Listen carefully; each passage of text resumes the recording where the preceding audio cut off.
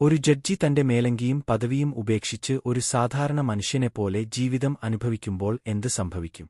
അധികാരമില്ലാതെ നീതി ഒരുപോലെയായിരിക്കുമോ? അദ്ദേഹത്തിന്റെ കാഴ്ചപ്പാടിനെ എന്നേക്കുമായി മാറ്റിമറിച്ച ഒരു ദിവസത്തിന്റെ കഥയാണിത്. എന്നാൽ വീഡിയോയിലേക്ക് പോകാം. ഒരു സാധാരണ പ്രഭാതത്തിൽ ഒരു ജഡ്ജി തന്റെ ജീവിതത്തിലെ ഔപചാരികതകൾ ഉപേക്ഷിക്കാൻ തീരുമാനിച്ചു. അദ്ദേഹം തന്റെ കറുത്ത കുപ്പായം അഴിച്ചുമാറ്റി തന്റെ കൈത്തണ്ട മാറ്റിവെച്ച് ഒരു സാധാരണക്കാരന്റെ വസ്ത്രം തിരഞ്ഞെടുത്തു. ഒരു ലളിതമായ ഷർട്ട്, മങ്ങിയ ജീൻസ്, പൊടിപിടിച്ച ഒരു പഴയ തൊപ്പി. സുരക്ഷാ ജീവനക്കാരില്ല, സഹായികളില്ല, അദ്ദേഹം മാത്രം. ഇത് ഒരു ആവേശകരമായ തീരുമാനമായിരുന്നില്ല. ആഴ്ചകളായി അദ്ദേഹം ചിന്തിച്ചിരുന്ന ഒന്നായിരുന്നു അത്. അദ്ദേഹം എണ്ണമറ്റ കേസുകൾ വായിച്ചിരുന്നു, നിരവധി വിധിന്യായങ്ങൾ പുറപ്പെടുവിച്ചു. പക്ഷേ ഉള്ളിലെവിടെയോ, കോടതിയിൽ തന്റെ മുന്നിൽ നിൽക്കുന്ന ആളുകളുടെ ബുദ്ധിമുട്ടുകൾ തനിക്ക് ശരിക്കും മനസ്സിലായോ എന്ന് അദ്ദേഹം ചിന്തിച്ചു. അദ്ദേഹം തെരുവുകളിലേക്ക് കയറി, ജനക്കൂട്ടത്തിലേക്ക് തടസ്സമില്ലാതെ ലയിച്ചു.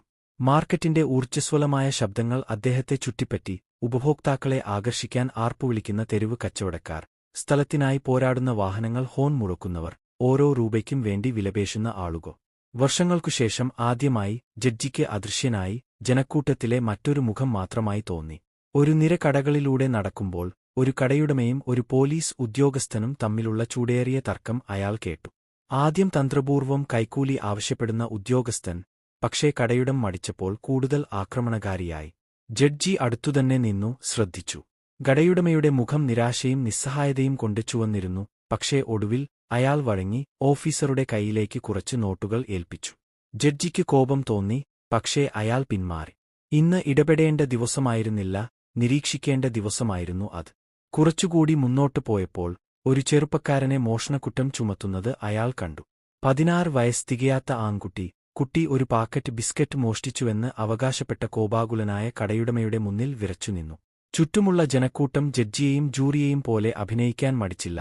ആരോപണങ്ങൾ ഉയർന്നു. ചിലർ കുട്ടിയെ പോലീസിൽ ഏൽപ്പിക്കാൻ പോലും നിർദ്ദേശിച്ചു. കുട്ടി തന്റെ നിരപരാധിത്വം വാദിച്ചു, മുഖത്ത് കണ്ണുനീർ ഒഴുകി. പക്ഷേ ആരും ശ്രദ്ധിച്ചില്ല. ജഡ്ജി പിന്നിൽ നിന്നു, മുഷ്ടി ചുരുട്ടി. പൊതുജനങ്ങളുടെ മുൻവിധിയാൽ ഇതിനകം തന്നെ കളങ്കപ്പെട്ട തന്റെ കോടതിമുറിയിൽ ഇത്തരം എത്ര കേസുകൾ വന്നുവെന്ന് അയാൾ ചിന്തിച്ചു.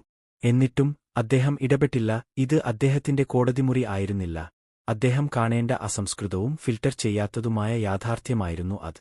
ദിവസം കഴിയുന്തോറും അയാൾ ഒരു പഴക്കച്ചവടക്കാരന്റെ അടുത്ത് നിർത്തി.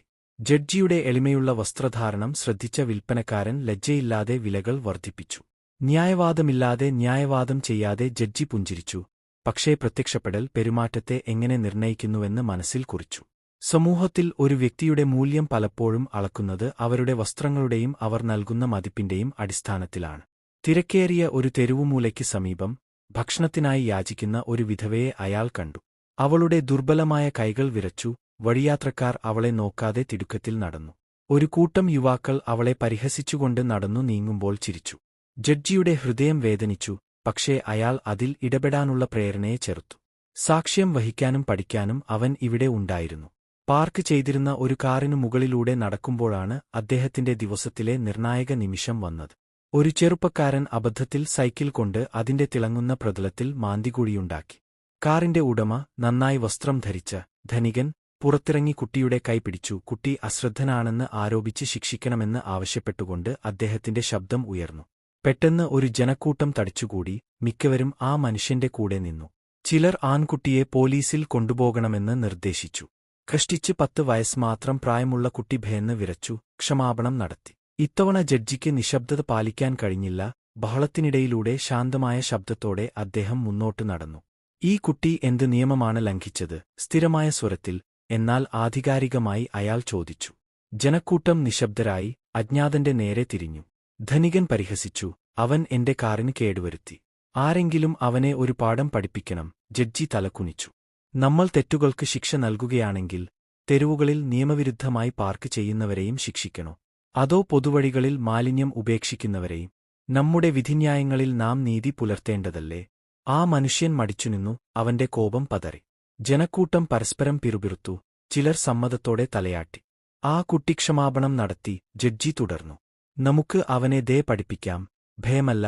പ്രത്യക്ഷത്തിൽ അസ്വസ്ഥത തോന്നിയ ധനികൻ കുട്ടിയെ പോകാൻ അനുവദിച്ചു. ജനക്കൂട്ടം ചിതറിപ്പോയി. ചിലർ കുട്ടിയുടെ പുറത്തു തട്ടി. ജഡ്ജി ഒരു നിമിഷം നിന്നു. കുട്ടി ചവിട്ടുന്നത് നോക്കി. അവന്റെ ചെറിയ ശരീരം ദൂരേക്ക് അപ്രത്യക്ഷമായി. ആ വൈകുന്നേരം വീട്ടിലേക്ക് മടങ്ങിയെത്തിയ ജഡ്ജി താൻ കണ്ട കാര്യങ്ങളെക്കുറിച്ച് ചിന്തിച്ചു. പക്ഷപാതങ്ങൾ, പോരാട്ടങ്ങൾ, ക്രൂരതയുടെ നിമിഷങ്ങൾ, ദയയുടെ മിന്നലുകൾ. അടുത്ത ദിവസം തന്റെ കോടതിമുറിയിൽ തിരിച്ചെത്തിയപ്പോൾ അദ്ദേഹം ഈ പാഠങ്ങൾ തന്നോടൊപ്പം കൊണ്ടുപോയി. അദ്ദേഹത്തിന്റെ വിധിന്യായങ്ങൾ കൂടുതൽ മൂർച്ചയുള്ളതും കൂടുതൽ സഹാനുഭൂതിയുള്ളതും കോടതിയുടെ മതിലുകൾക്ക് പുറത്തുള്ള ലോകവുമായി കൂടുതൽ ബന്ധപ്പെട്ടതും ആയി.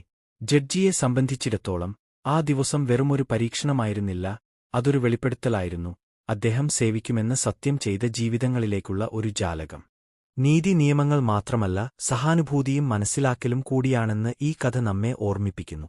ഈ കഥ നിങ്ങളെ ആകർഷിച്ചെങ്കിൽ കൂടുതൽ ആകർഷകമായ കഥകൾക്കായി ലൈക്ക് ചെയ്യുക, പങ്കിടുക, സബ്സ്ക്രൈബ് ചെയ്യുക. അടുത്ത തവണ വരെ പ്രചോദനം ഉൾക്കൊണ്ട് നിങ്ങളുടെ ചുറ്റുമുള്ള ലോകത്തെ ചോദ്യം ചെയ്യുന്നത് തുടരുക.